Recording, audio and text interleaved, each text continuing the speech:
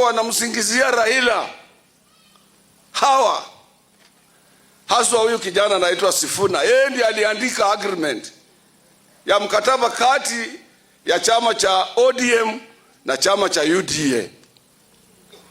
Leo hii amepatiwa hela chache na watu wengine wa kugawa jamii ya Kibaluya. Anasema yeye ana spirit ya Raila.